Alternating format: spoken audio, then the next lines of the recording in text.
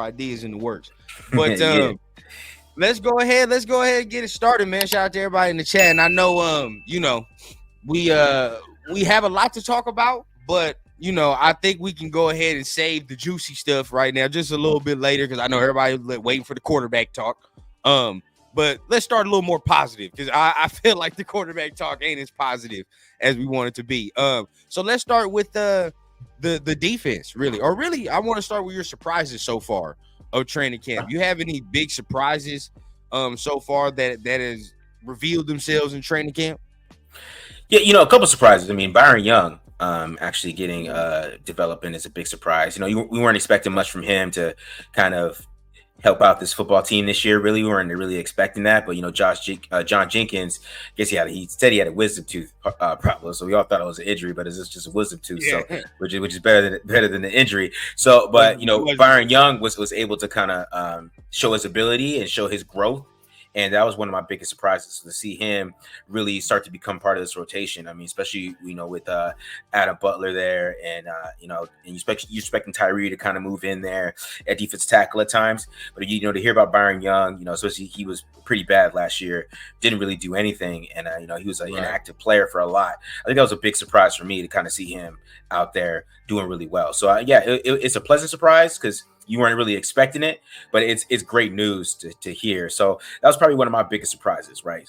Is Byron Young taking that step and kind of living up to his draft pick. And, that's the thing what we want to see. We want to see these young guys take a step, especially, with the expectations of this defense, and just getting these guys some breathers and having a good player come in.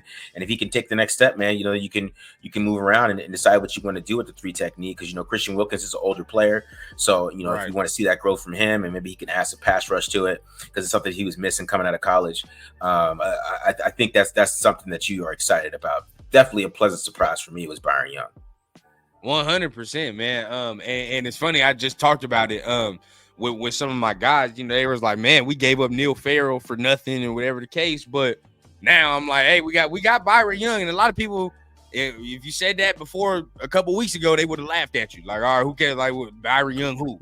But at this point right now, he's doing his thing right now, and that's exactly what we need, because like you said, we got some older dudes in the room. Not only because also I was expecting some more from the other younger dudes like Nesta J. Silvera, and I didn't really hear things like that from him. So to see that he's the one that's sending it is good news to me. I do got to ask you, because my biggest surprise, I'm not gonna lie, it's been Ja'Cory Bennett so far. I wasn't really a Ja'Cory Bennett fan. To go into it, I didn't have that much confidence. Let's put it like that. Didn't say I completely gave up, but the confidence I had, I'm like, I don't know what we're gonna see. So far, he's proven me wrong, and that's cool to say. That's good to say, because he has to be able to do good in order for the team to do good. But I mean, were you ever on the Ja'Cory Bennett train? Did it take you a minute to catch on to it, or what do you feel about him? Yeah, with Ja'Cory Bennett, though, the thing with him, I mean, he had a good camp last year. So, I mean, to me, it's not about camp for me with him. I want to see what he looks like week one. When I went out there, a couple weeks ago, maybe even a week ago. I went out there and checked out camp myself with my own eyes. And he looked really good. He did, man. He did look really good. But like I said, he looked good last camp. I mean, he won the job. You know what I mean? Like, it's not like he didn't win the job last year and he looked bad in camp and then, looked good in the games. It was totally the reverse. So what you want to see from him is that translate into week one if he's going to be that guy. Because if you can, show that in camp and show what you got to do in camp, you want that to translate into the game. So that's what we hope in here, is that he's going to take that next step and show himself in games that he can actually be that type of player. Because if you just be like a practice player, that's not going to help the Raiders at all. And the cornerback depth's a little bit iffy. So if he's not stepping up and not becoming that player, we saw some good things from Devonshire and Richardson this camp too. But even then, you don't want those young guys out there trying to make plays. So you want Ja'Cory Bennett to take that step, and especially with Brandon Faison, if I'm saying that right. I learned that about that name yesterday. But it's another way to say something now. I thought it was that's what it says on the depth chart. It says Faison. Okay. So that's what it says on the depth chart. I'm just going with the depth chart. We've been doing it wrong this whole time. That's on us, dude. So with him, You know what I mean? Like he's hurt right now, so you expect Jacorian Bennett to take that step. Right.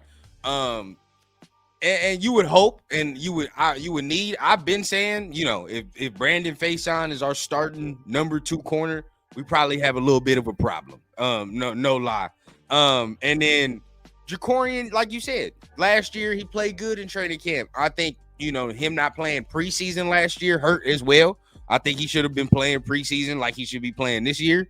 So we definitely gonna see what he looks like there. But I mean, as far as the corners, I think they've been a pleasant surprise in camp. I mean, Jack Jones is playing like an all-pro looking like so far. But I mean, what is he? What did he look like when you went to the camp? Yeah, I mean, he looked good, man. I know he had a little bit of problem with Jacoby Myers in the one-on-ones when I was there, but I think Jacoby.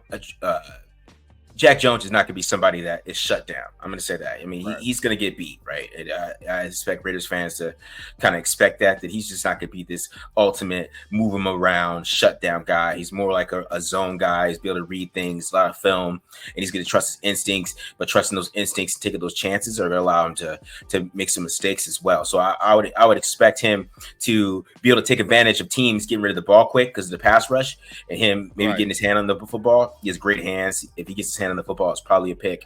I mean, the only drop I really had last year was the Vikings game last year. But if he can, basically read the field, take advantage of some of these quick releases, these guys, and quick throws that we're going to see, and he can, use his instincts and kind of just take off, get those picks. You know what I'm saying? I think that would be the thing for him in his growth. But I wouldn't expect him to be like a shutdown guy, right? I mean, they're going to play a lot of zone, and the Raiders don't play a lot of man, and there's a reason for that. So, when they do play man, I mean, it can get a little iffy there. So you just play a lot of zone because that's what Nate Hobbs does best as a zone corner. That's what Jack Jones does best. And, you get Morgan Epps moving around there. So, yeah, I would expect him to be a ball hawk this year.